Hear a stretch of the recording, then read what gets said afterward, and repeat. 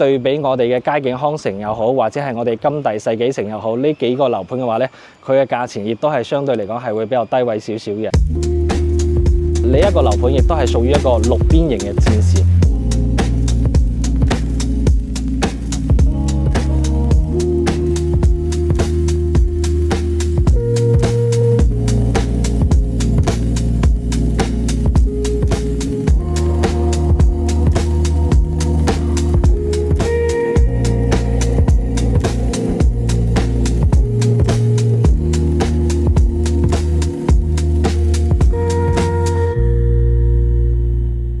好啦，各位朋友，咁我哋依家身處喺我哋港珠澳大橋呢一個出發點啦，咁就係我哋依家啱好開車去到我哋依家今日拍攝嘅樓盤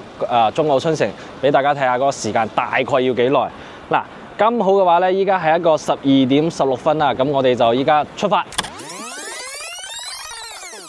好啦，各位朋友，咁我哋依家就到咗我哋今日所拍攝嘅樓盤中澳春城呢一個樓盤啦。咁我哋睇翻時間，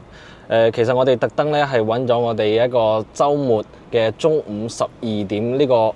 繁忙時段開車過嚟嘅。嗱，我哋16分鐘加埋呢個上車時間咧，開過嚟到我哋呢個樓盤，僅只需要一個16至一個17分鐘左右嘅。咁如果話平時我哋一個工作日可能車流量會少啲嘅話呢，嗰個時間可能仲會快過1-2分鐘左右。可以話真係呢個路程嘅話呢係非常之短嘅。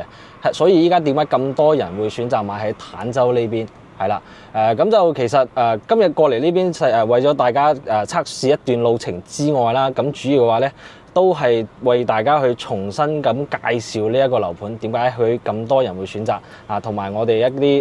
一啲知名嘅一啲女演員咧，亦都係買咗呢一個樓盤嘅。咁就事不宜遲啦，我哋落車去同大家去介紹一下。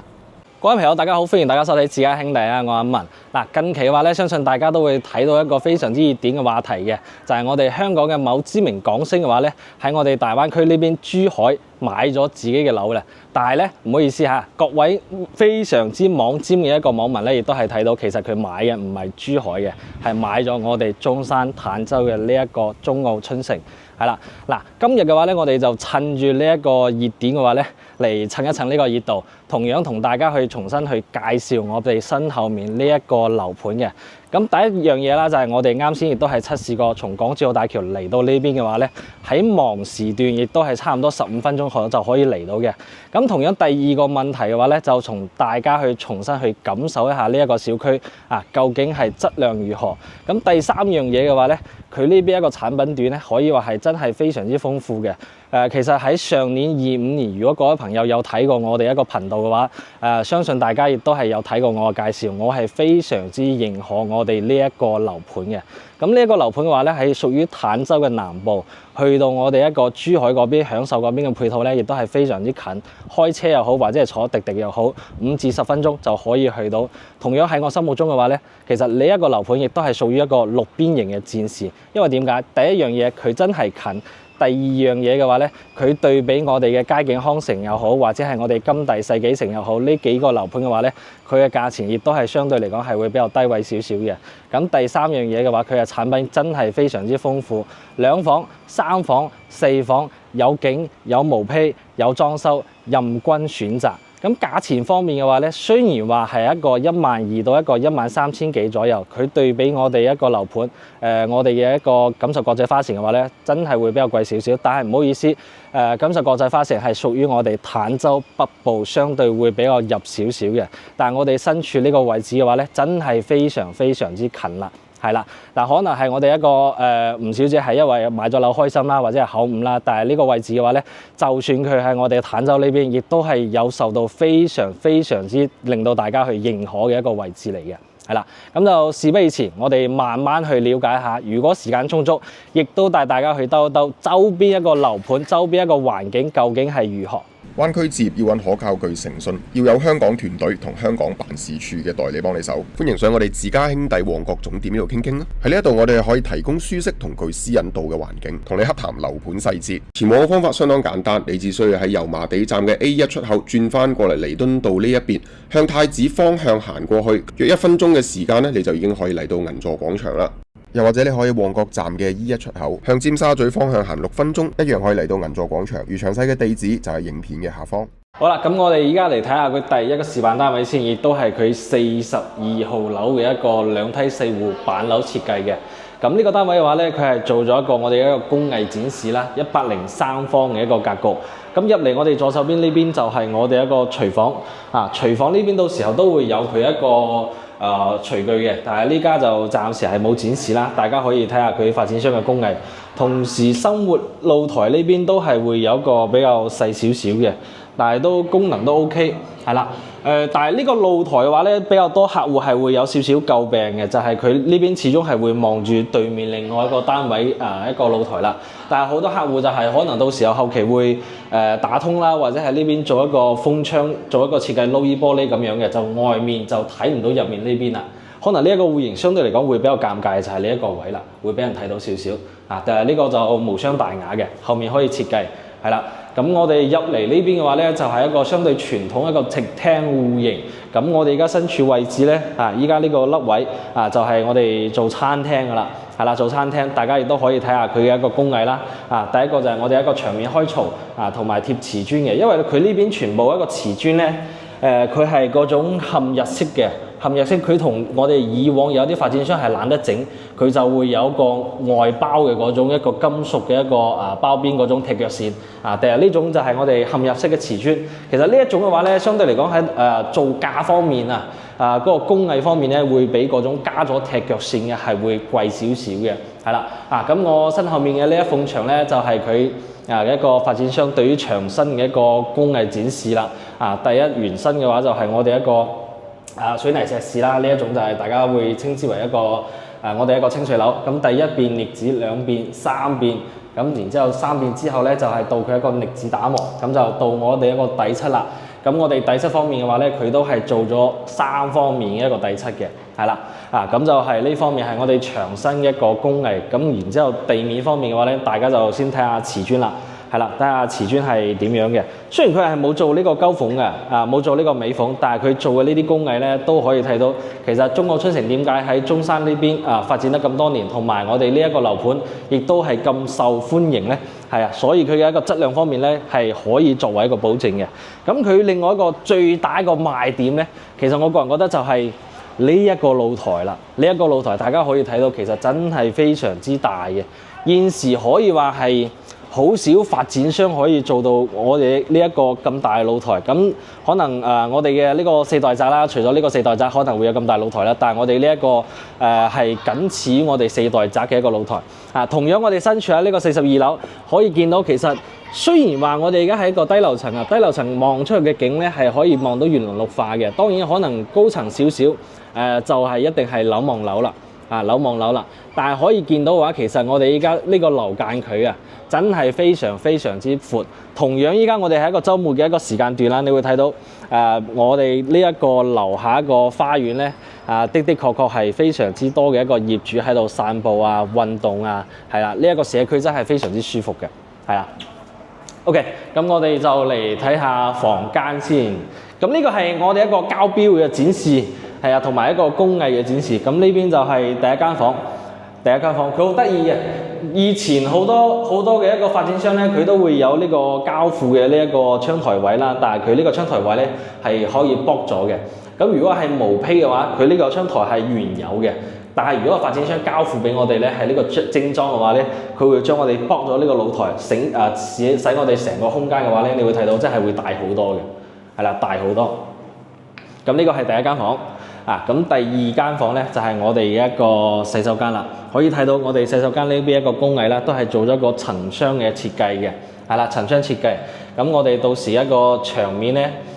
我哋2個洗手間嘅牆面咧，佢係會做一個第一個就係我哋一個底層啦。唔好意思，樓上面呢邊先至係底層。咁佢會係我哋做咗2層嘅防水，再去上我哋一個瓷磚嘅，係啦，上我哋瓷磚嘅。OK， 第二個我覺得唔係幾好嘅就係呢一間房啦。講呢間房就係始終因為板樓嘅設計，大家都知道後面佢會有一個過渡嘅，所以呢間房到時候大家可以建議喺呢個窗呢邊貼一個磨砂啦，或者係做一個窗簾啦，係啦。但係佢發展商同樣係會留咗我哋一個窗簾嘅一個位置俾到我哋呢邊。到我哋最後一間房啦，103方，佢除咗贈送嘅嗰啲面積之外咧，佢係一個套房嚟嘅。呢間就係我哋主人房嘅套房。但係同樣大家會見到呢間房，就算話我哋係放咗個2米 king size 嘅大床咧，空間都係完全足夠嘅，可以話佢真係同樣非常之大。咁就到我哋主人洗手間啦。主人洗手間亦都係非常之大嘅。咁呢個價錢究竟係如何呢？佢現時發展商係有2種選擇嘅，一種就係你買清水樓就可以即時交付嘅。咁清水樓現時一個價格咧就大概一個12000到一個12700左右，樓層方面就可能會高少少啦，係啦，樓層方面就會高少少，咁就可以話你即買就即交付。係啦，咁如果話大家想慳時慳力嘅話咧，你會見到你可以選擇發展商用嘅呢個裝修嘅，咁價錢方面咧就大概一個13300左右，係啦，13300。咁我哋42號樓嘅交樓時間咧會喺我哋今年26年嘅下半年左右，係啦，下半年左右。OK， 咁就係佢現時第2個示範單位118平方南北通雙露台嘅一個單位嚟㗎啦，係啦，大家可能見到呢個單位嘅話，係咪有少少一個熟悉咧？係啦，咁就我哋不妨嚟參觀一下。係，咁如果話入嚟呢邊北面咧，佢會有我哋一個生活露台嘅，咁呢個生活露台亦都係非常之大啊，係啦，非常之大。咁就係我哋望出去後面咧，會見到我哋呢邊少少一個河景啦，係啦，依家搭住我哋呢個棚架呢邊就係我哋一個6期啦，係啦，搭住我哋呢個棚架就係6期，咁我哋而家身處喺5期呢邊，咁就廚房我覺得係會有少少一個缺點嘅，因為佢細少少，係啦，細少少，咁然之後其實好多客戶買咗咧，第一件事可能會將呢埲牆剝咗佢嘅，剝咗佢，就會做一個半開放式嘅一個廚房。係啦，同樣其實餐廳呢邊嘅話，因為佢始終係雙露台，我個人建議嘅話咧，就係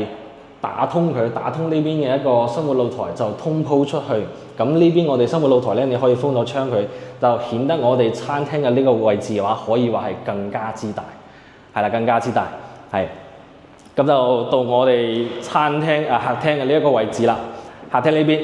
客廳呢邊嘅話，都同樣同我哋嗰個啱先嘅103平方嘅嗰個單位咧，就望出去嘅景一樣。但係呢邊我個人覺得都係會非常之開闊嘅。你會睇到其實下面呢邊暫時都係工地啦，但係後期嘅話咧，佢係會做我哋一個園林綠化嘅。大家亦都係睇到佢呢邊一個樓間，佢都係非常之闊。咁闊嘅一個園林綠景嘅一個綠化咧，目前暫時市面上或者係其他樓盤咧，都好少俾到一個客戶嘅，因為始終佢一個樓做得多嘅話，佢可以賣得多啊嘛。咁就到我哋一個生活區啦，係啦，生活區可以參觀下佢呢一個公區嘅洗手間，佢係做咗一個乾濕分離嘅。其實佢嘅交標會有少少唔一樣嘅區別啊。我哋41號樓咧，以前我哋房間佢係一個木地磚嚟嘅，但係我哋依家42號樓咧，佢係做咗全屋嘅一個通鋪我哋房間嘅地磚咧，同我哋客廳係一模一樣嘅。咁呢間就係我哋第一間房，大家可以睇到佢嘅空間都係非常之大嘅，係啦。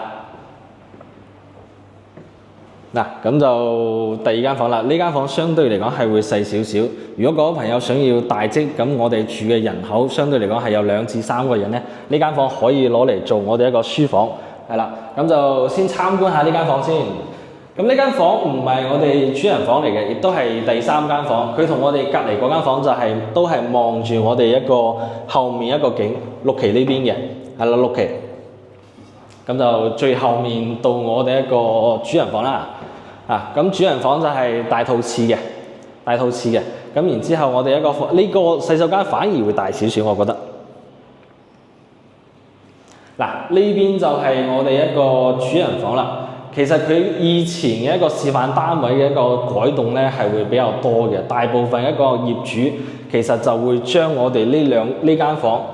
同埋呢間房嘅話咧係做咗一個套房嘅設計啦，就可能呢邊會攞嚟做一個衣帽間咁中間呢邊嘅話咧可能會有少少一個改動，係啦，咁然之後我哋嘅主人房瞓嘅嗰個位置咧就唔使話做太多個衣櫃，到時候我哋放一張床之後咧，佢嘅空間就會顯得會比較大少少啦，係啦，咁呢個就係嗰個118平方嘅一個單位，咁呢個單位嘅話，現時一個價錢咧。稍等下先，13500乘以118，大概係差唔多係一個160萬左右嘅價錢，係啦，160萬左右價錢。咁具體啲樓層咧，就各位朋友嚟到現場呢邊去詳細一個了解啦，因為佢每一層嘅一個價錢咧都唔係一樣嘅，係啦，都唔係一樣嘅。咁就係現時佢呢一座42號樓嘅2個單位嘅一個戶型介紹啦。各地新政推動，成交再度熾熱。2024年房地產市場再度備受關注。你有冇興趣跟我哋自家兄弟過到嚟大灣區呢邊睇樓呢？自家兄弟現時為客戶度身訂造專屬行程，無論喺口岸嘅預約接待，又或者喺香港呢邊直接出發，提供點到點嘅睇樓安排，帶你品嚐當地特色美食，盡責為你提供各個樓盤嘅資訊，睇樓全程無壓力，讓你可以輕輕鬆鬆選購心水單位。而由簽署認購書一刻，我哋嘅服務先係剛剛開始。無論係匯款、簽約、代辦手續，我哋都會為客戶提供貼心而全面嘅協助。後續我哋仲會提供自家兄弟嘅專屬管家服務，由買樓、收樓、驗樓到單位嘅軟裝、精裝設計，以至係訂製家私服務，自家兄弟都能夠為你一一辦到。可以同你一齊選購裝修建材，以至係單位裏邊每一個細小嘅組件，更有提供資訊豐富嘅網上平台，俾你自主了解各個樓盤嘅詳盡資訊。無論係市場熱話、獨家折扣、熱賣靚盤，我哋都第一時間通知你。我哋誠邀你跟我哋到灣區各個城市選購你嘅心水單位。專屬訂製路線考察可以天天出發。灣區嘅生活有幾美好，等自家兄弟帶你嚟了解一下啦。如果係想睇到我哋自家兄弟更加多樓盤嘅資訊，可以喺影片嘅標題度按入去，再喺下方嘅大灣區筍盤網站嘅連結撳入去，就可以直接去我哋自家兄弟嘅筍盤網站啦。